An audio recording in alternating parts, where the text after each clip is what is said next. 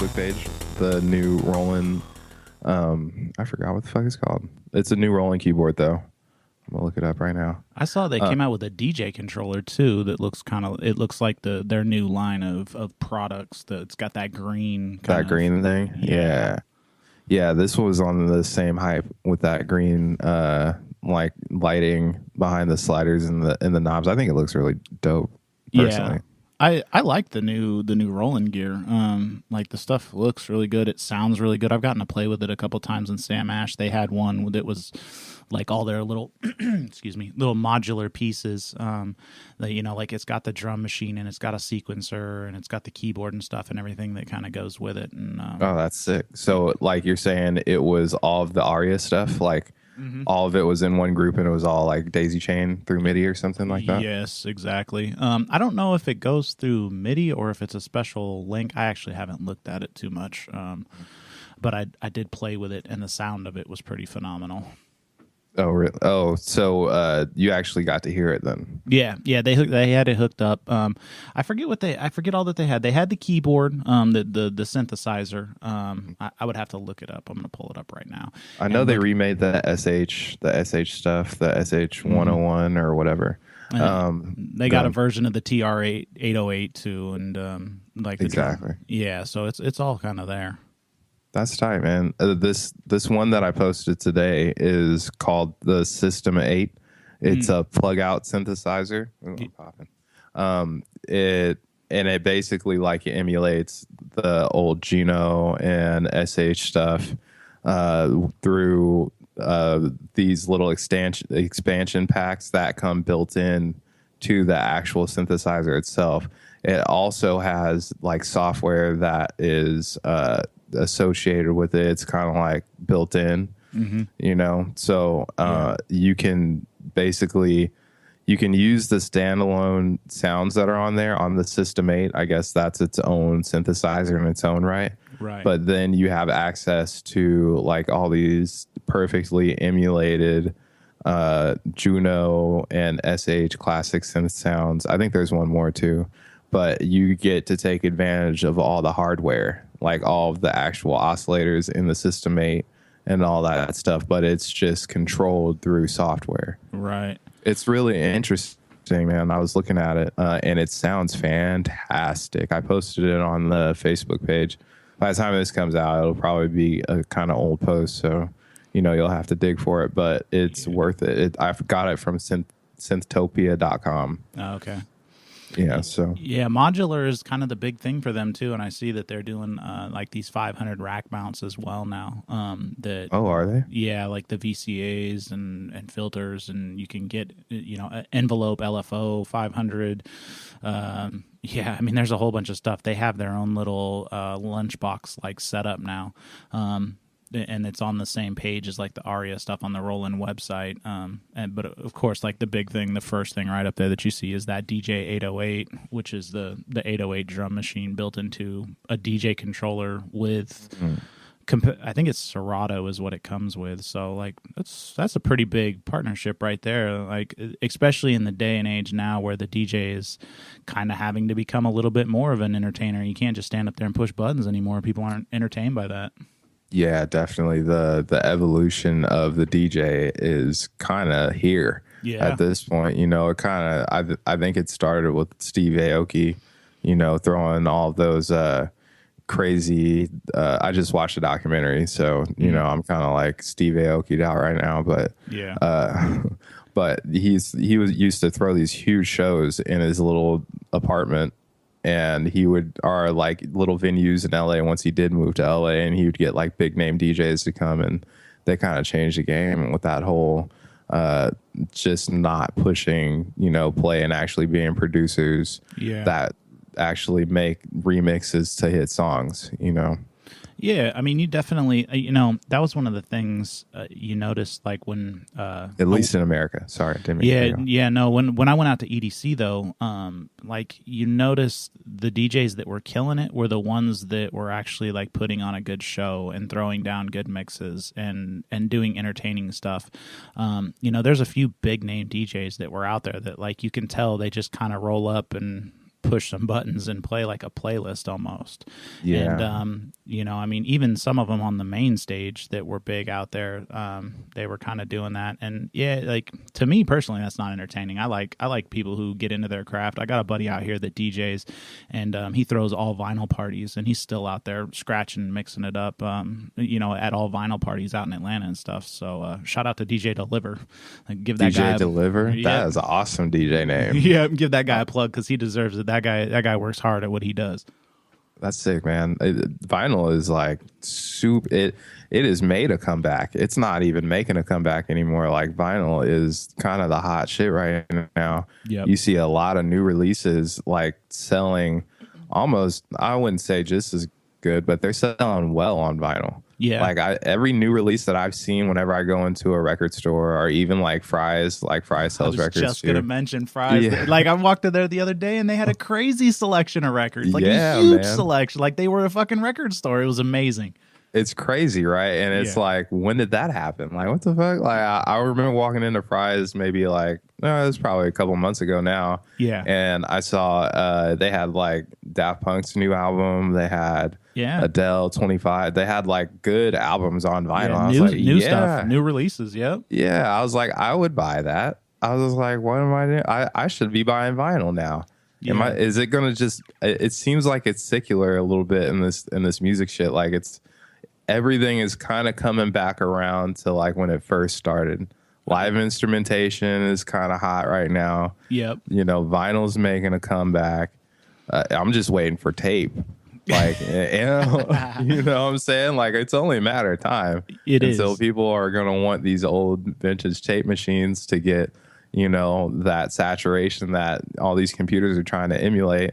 Yep. You know, you can still buy tape if you want to. Yep. You know, it's not like it went away, just like vinyl. No. Vinyl never went away. It never went anywhere. It definitely was on a decline for a while, but yeah, it never went anywhere. It was still there. Yeah, that's so interesting, man. I'm excited though. Even though I do love the convenience of being able to stream and being able to like download at the whim of whatever, you know. Yeah.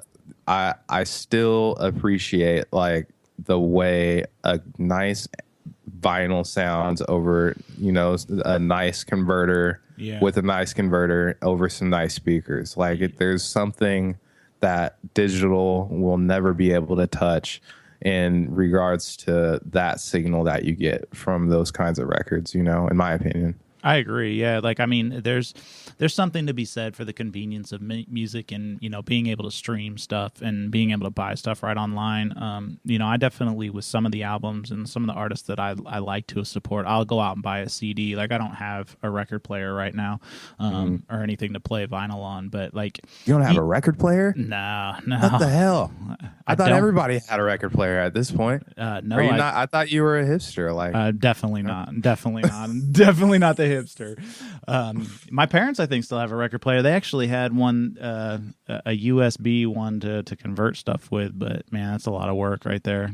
Trying to convert all that stuff from vinyl and like I don't know, what's the point? You might as well just throw it on the record and jam it on some speakers. Here, Mom and Dad, I'm going to show you a website called The Pirate Bay. Yeah, you can go ahead and download your whole collection in less than 2 hours. It's great. And typically in FLAC. in FLAC, the highest quality you can get. Mm-hmm. So enjoy. Yeah, that's interesting, man. But you know what a time it is. We're live, son. Yeah. We're live. We've been live, and you know, I don't even know what episode this is. I think it's number 7. I think so. It doesn't matter. Sounds about right. Sounds right. If you hung with us this far, thank you. You've made it to lucky number 7, is what we'll call it at this point. Man, and if you've hung with us this far, you know what? You deserve an award. Yeah. Listen, if you listen to this episode and you've listened to all of our episodes, dude, email me. I will get you some merch whenever we decide that we're gonna have some. You get first run merch. First run merch, first edition merch. You might be able to sell it on eBay for $9.99 one day. One day. But yeah, my name is Rashad Peters. Yeah. I'm here with my co-host, Dustin Brookshire. You know, and you know where to find us, man. The Audio Files Podcast on Facebook. Go and like that page if you like what you're hearing. Yeah. If you don't like what you're hearing, like the page too. because just so you can be reminded how much you hate it. Exactly. And we're sorry, that seems to be the common thing to do in social media today. I'm going to like something so that I can hate it. Yeah, so I can just leave nasty comments all over it. So I could just troll this page all day long. Yeah, dude. And look, I'm not out here trolling for likes. No. If we get likes, we get likes. But at the end of the day, we want to talk to you guys. That's that's the purpose of this podcast. It's not to, just bloviate over our own fucking careers or our knowledge. It's to really help people and just get discussions going about stuff that we all like. We all like gear and stuff like that. It's it's partly why I think most people even become musicians and stuff like that. They want to press the keys. I want to turn the knobs. So that's what we do here. Press keys, turn knobs, all that shit. Get involved. Yeah, man. I just think the best part about it is I know that there's somebody out there that was where I was 10 years ago, today, who's just like, holy shit, what do I do with all of this, either software, hardware, whatever the case may be. So yeah, man, just keep tuning in, we'll maybe drop some knowledge nuggets for you somewhere along the line and help you out. Hopefully. We're not making any promises over here. We might just talk about. We might just sit here and bullshit for 45 minutes, and then you're stuck with it. Sorry. We might waste your time, but that's why there's a spoiler cast. That's so right. That way if you don't want to listen to this week, I get it. It's all good. There it is in 10 minutes. Yep. It's easy. Everybody has 10 minutes. Yeah. So anyway, let's get this show on the road. I did have some things that I wanted to talk about today. Just kind of things that I was trying to put myself in the position of first starting out and seeing and kind of thinking about questions that I never really got clear answers to, or kind of what's the word I'm looking for, but polarizing topics. You can go either way with how you sit about your position about that topic. So this first one is about acoustic treatment. Yes. And acoustic treatment, it kind of is most people who buy Orlex or wherever you get your phone from spend too much money. 100% spend too much money. 100. Do some research. You shouldn't be spending.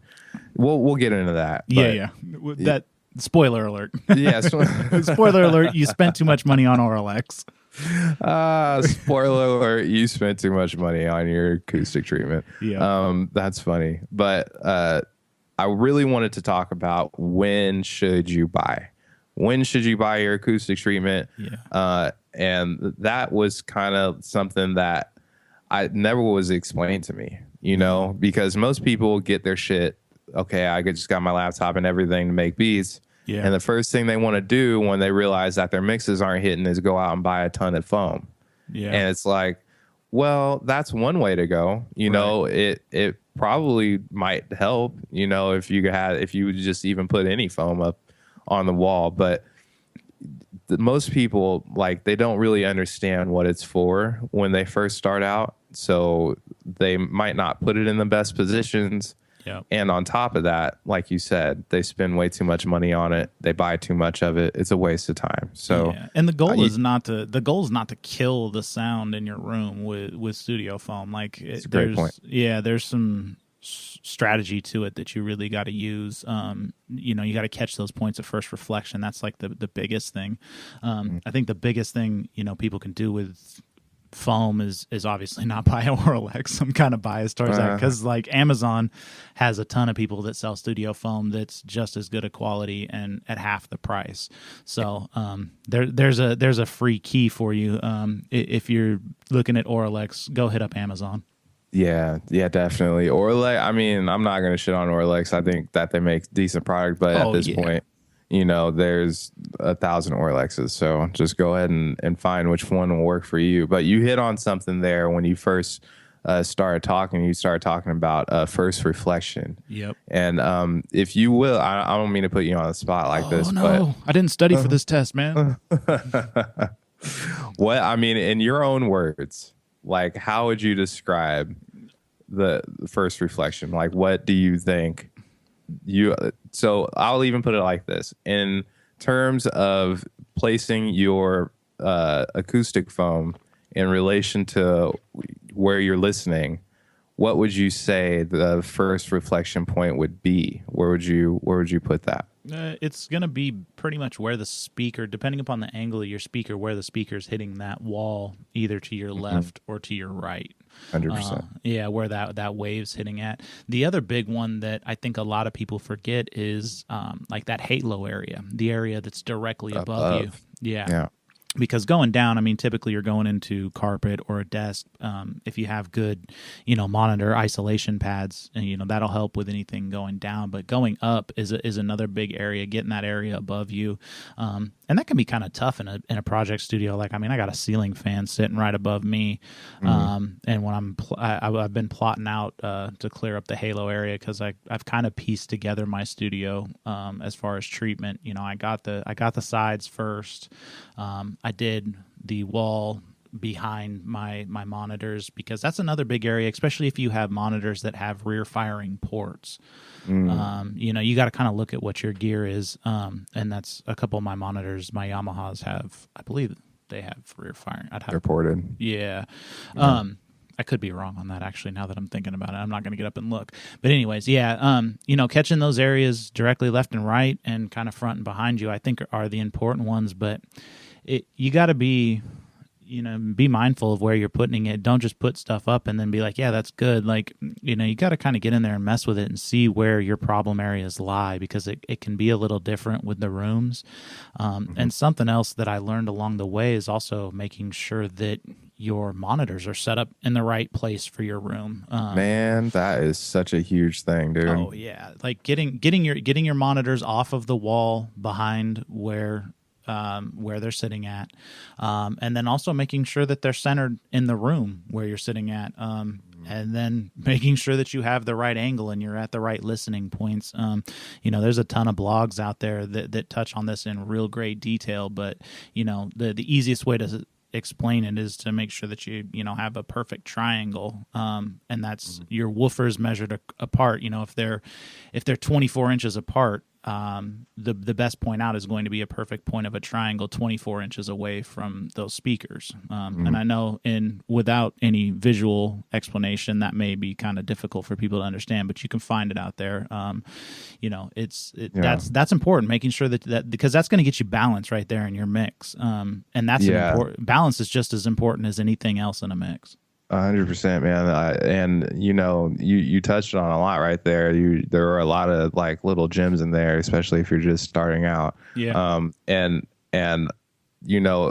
Speaker placement, I feel like, is one of the most overlooked things that I kind of saw whenever I would be at a project studio, or I go over my homie's house. Their speakers would be like up against the corner, and it's like, well, yeah, of course it slaps. Yeah, it slaps, huh? And they'd be like, yeah, this shit, the bass is crazy, huh? And it's like, well, yeah, like your speakers are up against the corner. You created go and listen in the pass. car. Yeah, you go in the car, and it's like, well, this doesn't translate. It doesn't sound the same. So, and you brought up a couple points in what you said, but one of the most important things was you kind of touched on, you have to know where the problem areas of your room is. Yeah. And that kind of gets us back to the point of when should you actually start treating your room. You should know your room before you start even thinking about buying Orlex or any sort of acoustical treatment. Your first purchases should not include, acoustic treatment, in my opinion, because if you're setting up new, fresh in a room, how on earth are you going to know where to put that stuff and how it's going to help you? Yeah. If you don't even have a base knowledge of what your room sounds like, it's going to be really hard for you to effectively use that. And you could be wasting your money. You might not need a diffuser on your back wall. You might not need, a cloud, a overhead acoustical treatment.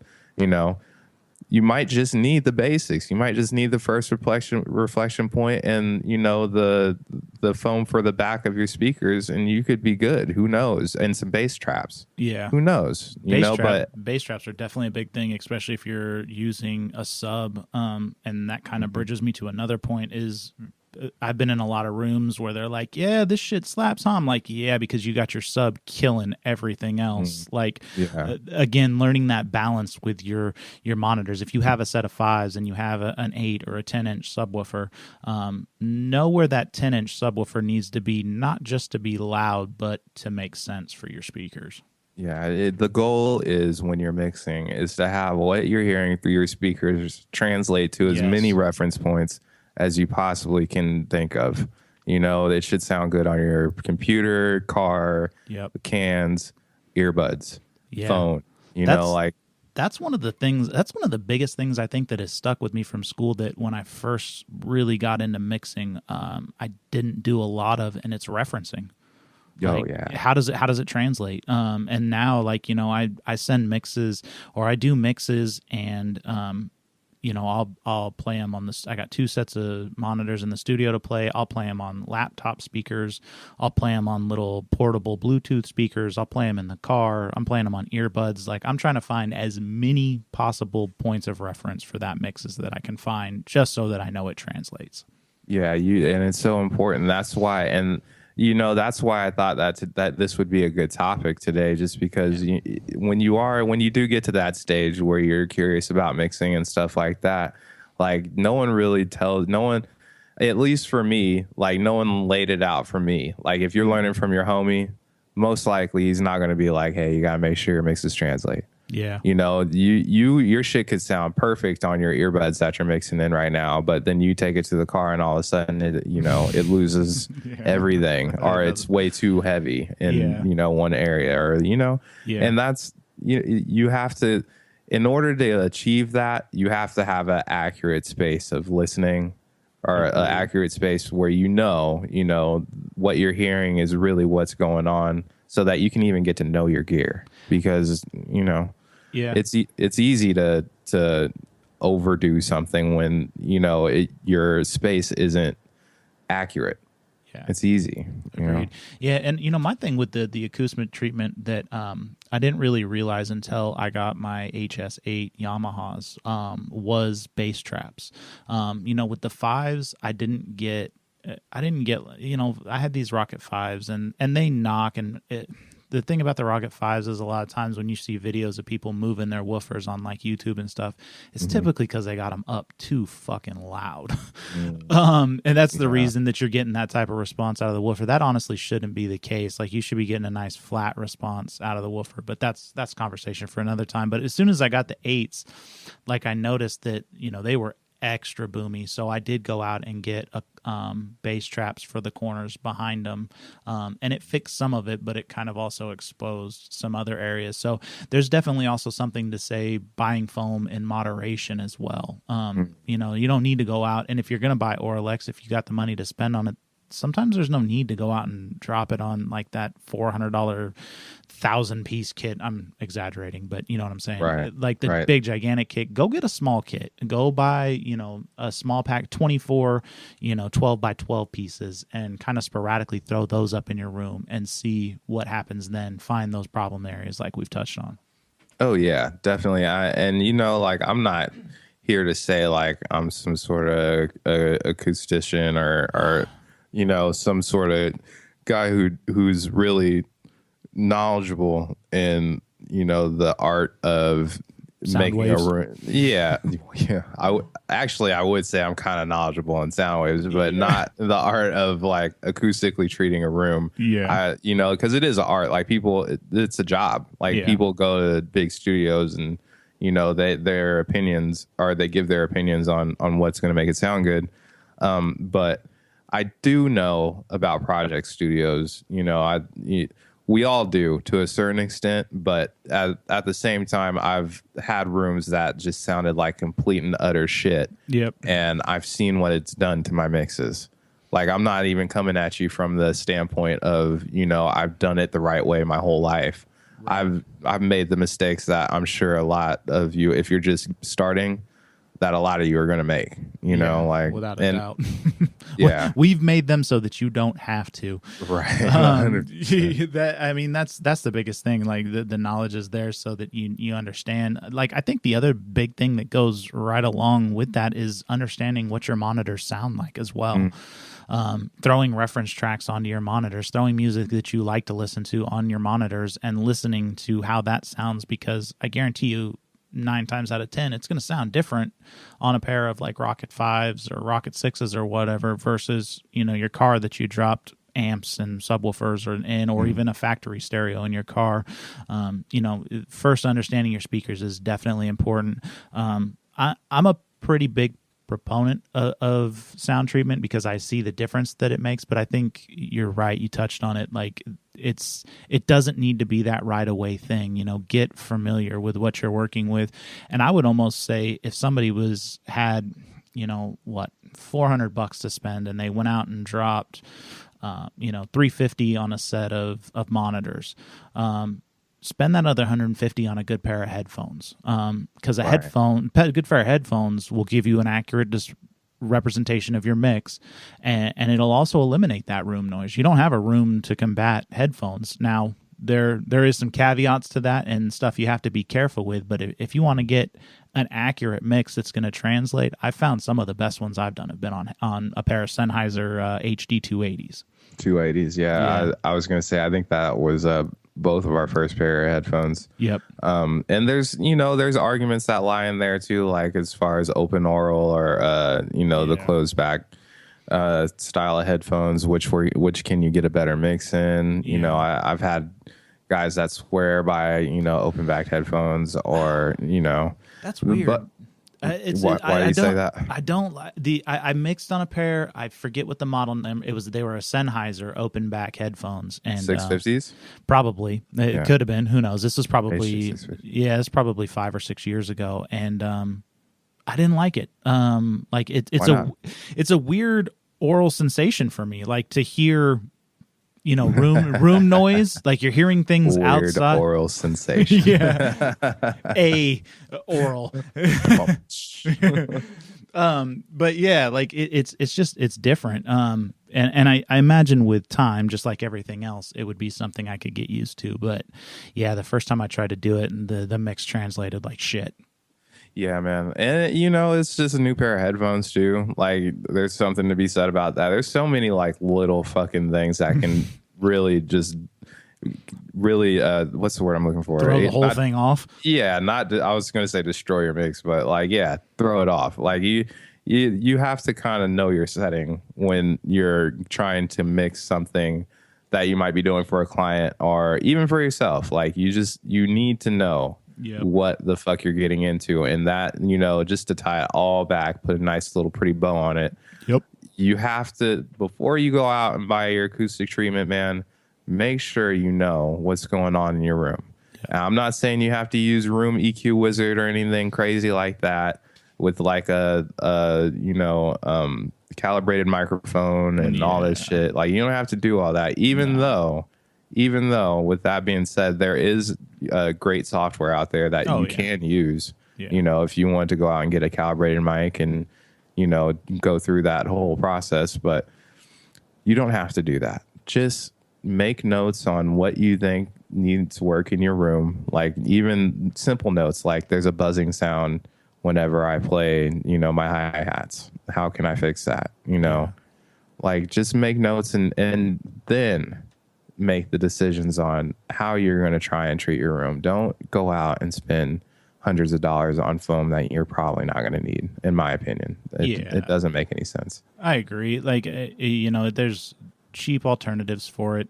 You don't need to go out and spend a bunch of money. And when you do, you know, Auralex does the thing on their site that you can actually submit your room measurements and get a quote as far as what they think, what kind of treatment you're going to need for a project studio. It's probably going to be overkill. And you probably don't need to purchase it all in one shot directly from them.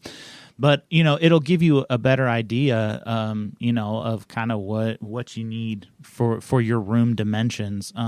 Yeah. And you know, like I mentioned before, make sure your stuff's set up correctly.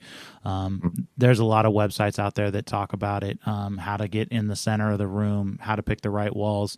I remember watching Francis Buckley on some of the Rode YouTube channels. Like that was the first thing he touched on in every single one of the videos. Okay, so this is what you're doing wrong. You're not in the middle of your room. And it was like, bink, okay, this is, you know, first easy fix. And then after that, he was like, okay, now let's get these monitors set up. And then after that, the third step was, okay, now let's treat it. Studio Rescue, right? Was the name of that like series? That. I something think so. like that. Yeah, just search Francis Buckley Studio. It's really worth watching. He does some great tips on acoustic treatment and on, you know, just how to set up your room properly in the first place. So without a doubt, yeah. Yeah, no. But yeah, man, acoustic treatment is not that hard, and it's definitely not something you need to be doing right off the jump. Nope. But now that your room is all nice and acoustically treated, you're ready to make some music, right? Yeah. And the thing that I've been noticing amongst a lot of producers that at least are in, you know, my circle, they're really focusing more on music licensing, like selling music to companies to use in sync with video, or, you know, maybe just use it as a performance piece in the film or whatever, you know. And that whole world is really, it's very intimidating. Like when you first kind of peer in, because there's so much competition and there's so many people trying to sell you shit when it comes to music licensing, because I feel like everybody's starting to realize like that's the hot shit as far as getting paid. You know, if you're going to make real money, you can do it getting a deal through a label. At this point, I guess you can, but what happens a little bit further down the line when labels aren't as prevalent anymore, and, you know, Tidal and Apple Music has bought everything, and, you know, those are the only two labels. Right. Like, what are you going to do to make money? You're going to keep slinging these beats to these local acts and hoping that, you know, you make your rent, or are you going to try and actually get some real money through a sync? And the thing is that you have every tool to just kind of run your music licensing business. Most of us do have all the tools that you need: the internet, some sort of digital audio workstation, or some way to record. Yeah. And, you know, email. Like, that's really all you need. But I think where people get a little bit intimidated is the competition, one, and two, the, like, how to actually get in. The process, exactly. And, you know, it's something that I'm still trying to figure out myself, but it's something that I would definitely wanted to talk about, just because I feel like it's kind of the new wave of, like, selling beats online. You know, like how selling beats online was like the hot shit forever, you know, SoundClick and all people still make money selling beats online, but, you know, like, I feel like people are more focused on trying to get those ASCAP checks. Oh yeah, without a doubt, because you know, them things come quarterly, so like that's always a good look. Getting those ASCAP checks, especially, you know, if you were able to get some type of sync or licensing in there, because every time it shows, you know, you're getting some type of payoff of that. Yeah, this is definitely, I know, something that you focused on a whole lot more, and, you know, I've looked into it. You know, the taxi services of the world and the Modern Beats. You know, I know they're what is it, Submit Beats or whatever through Modern Beats. You know, and it's an interesting thing to see as well, because you know, some of the songs require vocals, so I think it's a tough thing as well for some producers out there who immediately get intimidated because they don't have vocals on their track. Maybe they're, you know, they're like you, they don't want to rap, and me, I don't want to rap anymore, but I think there is something to be said for people that can maybe rap a little bit. Like, if you can kind of throw together a song, I've watched videos where people just throw together some like cheesy lyrics, you know, they throw something that kind of fits a mold per se, because a lot of times those license deals are looking for something very specific. And the one good, I'm not gonna say the one good thing, one of the good things about the taxi email services is when they send you a licensing opportunity, they typically give you like 3 examples of what they're looking for. So like you're not just completely clueless. If you want to submit for one of their opportunities, you know what they're looking for. You're not completely in the blue. So there is definitely light in this dark forest that's known as the sync world. Right. And there's a lot of great resources out there too, but there's a lot of shit too. Yeah. And I wouldn't even say shit. I'm just going to say there's a lot of people that are trying to sell you things and kind of like they're trying to give with one hand and then take with the same hand. Like it's like, well, are you selling me, or are you just trying to, like, what are you trying to do here? But there are some good ones, and some good ones that I've been watching and paying attention to. One, John Fulford. He actually, I'd say that he's probably at the top of the list. He actually gives like examples of songs that he actually got placed, like for huge placements, and he'll break down the song for you in his YouTube video completely free of charge. Yep. He'll also he runs panels. I went to one recently in LA. He runs panels that have like people who are listening to the music that you submit. So you get to hear exactly from them, if you get to hear exactly from them what they're looking for. And he offers them like for, audio download or whatever. So if you can't make it, you can still get the information. So, and that's just one example. Another example I'd have to say is Kevin Barnes. I don't know if you guys are familiar with Postman, like he was the Sell Your Beats Online marketing guy. He actually makes really entertaining videos. I love watching his videos. They get me pumped up.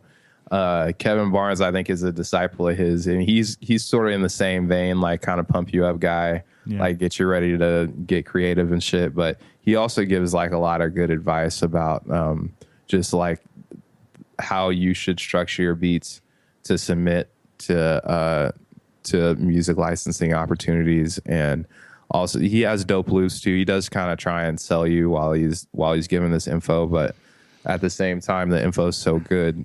Like, I don't really mind it, and some of his loop packs, they sound pretty great. I actually haven't bought any in my own, volition, but I know some homies that have, and, the shit that they make with it sounds dope. So yeah, there's always those guys are out there. They're a business, so for the most part, they are trying to sell you something. But a lot of them do provide good information in the hope of selling you something, rather than trying to sell you something.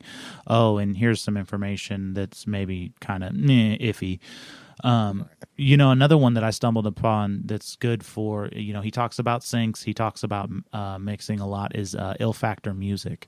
That's actually his website, illfactormusic.com. I stumbled upon him on YouTube, and he touches on the sync stuff, and kind of just all around about being a musician. He's worked with quite a few artists. I think he won a Grammy actually at one point. I think I saw him say. I may be wrong on that, but he does a lot of stuff too. A lot of the stuff like Mike Monday, where it's kind of the mental aspect of it too. Like, how do I break out of writer's block, and how good ways to be artistic and be creative. And then he kind of touches on a bunch of mixing and stuff. And it's a good mix of technology and psychological stuff as well, which I think any of us can agree that there is a level of psychology that goes along with what we do. Like, we think about it. I mean, I think about this stuff all day while I'm at work. I'm like all the time all the time. And psychology on both ends too. Like, if you're a tracking engineer, or if you want to get into recording people, and that's a route that you want to go down, the psychology of, being able to get a performance out of somebody, you should get a fucking degree. Like, if you work so many sessions, you should get like a psychology degree. Right. Like, real talk, man, because you have to treat each situation so delicately because, anything you do or say could, ruin the performance on multiple ends, psychologically and, physically through, you fucking up. So And that Yeah, can hurt them psychologically too. So yeah, I mean, artists' minds are fragile. I can tell you from experience. There's nothing worse than having your vibe or your flow kind of killed by, whatever it may be, another person or like technological difficulties.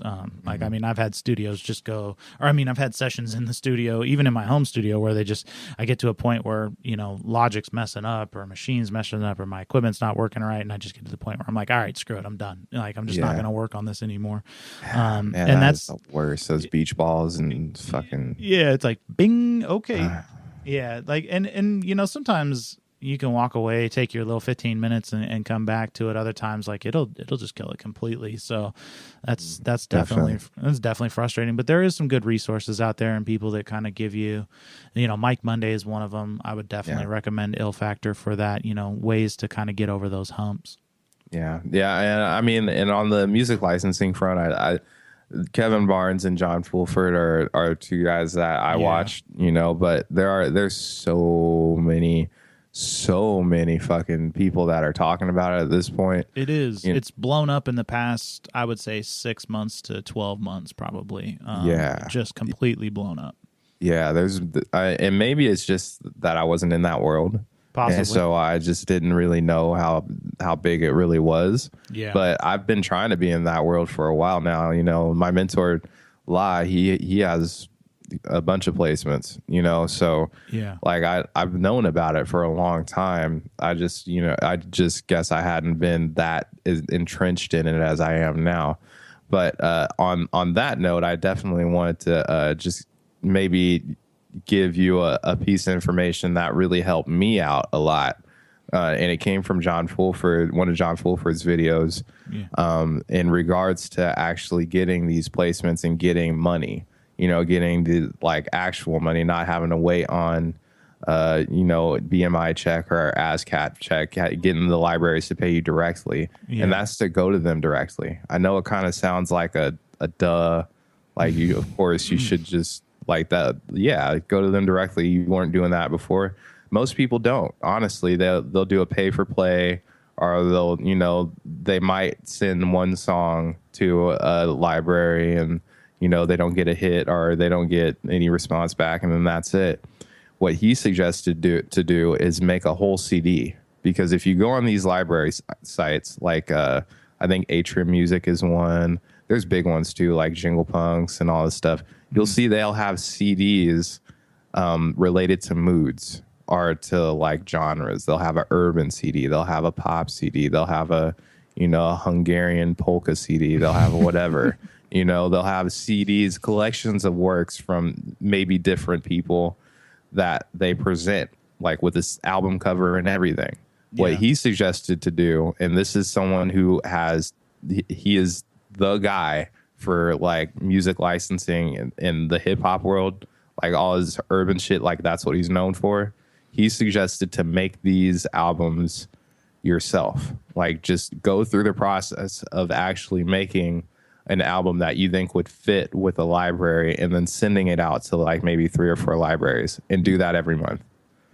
And by the end of the day, or by the end of, the year, you're probably going to be looking at, depending on how many songs you put on each album, upwards to 100 songs, easy, at least, what I'm saying? And you'll be in the practice of already making the album cover, already doing all this stuff, and how are they going to turn down a fully done thing? Even if they don't need it at that point, they know that they can come to you for, whatever genre that you're giving them. So, I felt like that was a really refreshing look on like not having to go the pay to play route or like join a service like Taxi, even though they're great. I love Taxi and all that stuff. But if you want to get it on your own and you want to just start getting money like now, not even now, but like once you're done with the album, that would probably be, that's the approach that I'm taking. I'm just going to start. I'm not even going to just start. I've already started to make an album. Yeah. And I'm just going to send it to the libraries directly. It makes more sense. Yeah, I mean, you cut out the middleman in a lot of that process, and that's, like if you can get in touch with music supervisors and stuff like that, that's another great way to do it. But that sometimes is easier said than done. It depends where you are, your location, and stuff like that, and then actually getting in touch with them. Like you may know somebody who knows somebody, but actually making sure that your stuff gets in their hands a lot of times is a tough situation. So the thing I found most interesting about going to the panels and listening to the panels that John Fulford actually put on was that I found out firsthand from a lot of music supervisors that when you send a piece of music, they're going to listen, like no matter what, like they listen to, if you submitted something, they listen to it. Like, and it's not that, they're not listening to their music. They just don't need it at the time, so if they really like it, they might put it away and say, hey, this doesn't work for the project that I have on my plate right now, but it might work for a project that I know I'm going to have later on down the road. Right. And you might get a hit that way. But everyone that I've listened to that has been on those panels, they've all said that they listen to every piece of music that comes through their email. Well, that's refreshing. Right? Yeah, I know. So, like with that being said, though, they say if you're sending emails at a bad time, the chances that your music is going to get binned or they're going to save your music, it's going to go down. Like if you're sending music and it's not even your fault, they it could just be a bad time for them. They were at lunch or they're not currently listening to whatever they have to listen to. It's going to work against you. And I guess that's just how the game works is what I'm kind of figuring. I think that's where persistence comes into play because, I mean, even if they don't, even if it's one song, and you don't get anything done with that one song, you send them another song and see if that one comes across. I don't know the unspoken rules, but I don't necessarily like to live by unspoken rules. If you don't want me sending you stuff, then you can email me and tell me to not send it to you. But I think it's persistence, just like with everything else, with your songwriting and everything else. Like you have to be persistent and stick with it and keep going. Yeah, man. It's a fine line too. He put it. I'd hate to go on and on about it, but he put it in a way like when he was describing when he first got on. He said he was just annoying enough. He was like, I was just annoying enough to where they didn't forget about me, but they were like, who's this guy? Like, what the fuck? Like, why does he keeps showing up here? He keeps doing all this shit. Yeah. Like, you kind of have to find that balance. So I wonder what the fine line is between annoying and just not quite annoying. I don't know. When I figure it out, I'll tell you. He didn't give that nugget of information to you. He gave really. He gave you just enough to fill out the border of the puzzle. You got to kind of fill in some of the blanks on your own at this point. Yeah, I bet you if I listen back, I could probably give you a better answer. But it was a while ago that I watched that video. But yeah. You could find it online. His channel is gaining more popularity. I'd get on right now if I were you before he gives some good information on there. Yeah, right? Yeah, before he has a bunch of followers and you can't talk to him. But right.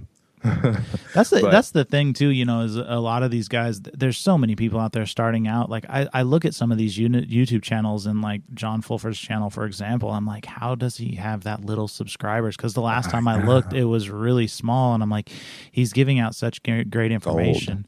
But there's a lot of other people out there that are giving out good information about it too now, because like you mentioned, like I don't know if it's because it's something that we're looking for now, or if it's always been there, or if there's just a sudden boom in these sync channels and people giving out information about sync. I'm like, where was this information 10 years ago when I was getting started? Because I feel like it definitely was something I should have focused on, because there's an art to writing those cues and the music that they're looking for. Like there's an art to doing that as well, because you're not going to do it the same necessarily as you would write like a hip-hop beat or you would write a rock song. Like you have to make it so that it catches their interest, even if they say they're listening to all of them. Like they're looking to be wowed in that first probably 10 seconds of the song. Yeah, you can't come weak, man. You definitely have to have your music on point. Then that's kind of what the crux of our show is about like, trying to give as much information as we can to kind of get musically right. Like I'm Yeah. not, I wouldn't necessarily say that. I don't think anybody would say that their musical journey is even close to being done. I feel like everybody can get better. Yep. And I feel like everybody is trying to constantly get better, but if I had just one place where I could go to and I can get, information on like how to make music and how to sell it, that would have helped me so much, coming up. Like there was so much footwork to be done, even going to school. Like we got a taste of, what it really meant to try and monetize your music. But what I don't feel like was addressed really at all, because it was basically an engineering program, was the musicality. Like you definitely have to be strong in that, or else it's not all your marketing and business sense is for nothing. If I wouldn't even say for nothing, because there's a sound for everybody, and you might find somebody who likes your shit, but it'd be way easier if your music was strong. So yeah, that definitely makes a difference, is having strong knowledge of music. That was one thing that when I went into school I definitely didn't have, and that's been a constant like learning, and I don't think that's I don't think that's ever going to change. Learning music theory and learning how to make music and how to write music. I'm constantly looking for ways to write better music. Definitely. It's very important in every aspect. I've been delving more and more into like song structure and how to get, how to make things catchy. Like like that's been kind of my crux, like trying to get to the point where I don't have to, really think about how I'm going to make a catchy line or whatnot. I can just follow a certain like steps to get there. Yeah.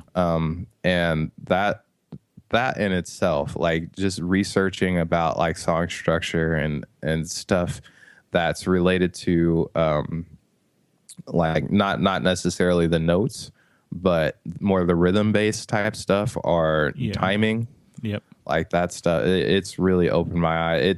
It can get you out of a dark place. If you're in a dark place creatively and nothing's really happening for you, you're just looking at a 4-bar loop. Like learning about structure and about why things sound good to you. Man, I can't stress it enough how much that was instrumental. That course, that Mike Monday course that I took, instrumental. Yeah. That's it's structure is, like writing good songs is one thing, and like, knowing how to play notes. But yeah, I mean, knowing how to put it together so that it keeps catching the listener's ear, because you don't want people to be bored listening to the same riff or the same melody over and over again. Like that stuff has to change, and there's a lot of tricks that go into just playing. And that's one thing I've noticed, over the past few months that I've been playing more, is that I'm able to find those grooves. I don't just play, like quarter note, like bang, bang, bang, bang, like there's actual rhythm and that goes into now the pitch as well, because I understand the music, and learning the music I think is important, because understanding where you need to go with the next note is just as important as when you need to play that note. And I think a lot of people get stuck in playing on a grid or whatever, playing the same rhythmic melody over and over again, and there's a lot of little hidden things in there that you can do that will make it fun and get you from A to B, get you out of that dark place like you were talking about. Yeah, definitely, man. Yeah, I think on that note, we're probably gonna go ahead and wrap this. Yeah, gonna go ahead and end it. Or it's a nice short one today. That's right. I have a session to get to. I'm sure Dustin has a life to get to. Get to work. So until next time, ladies and gentlemen, I am Rashad Peters. You can find me on Instagram at @DS_Wyatt Earp. You can find the audio files on Facebook at the Audio Files Podcast. And you can find Dustin on Facebook. Throw the page a like if you like it. Throw it one if you don't. Like he said before, we appreciate you listening. Peace out. Peace.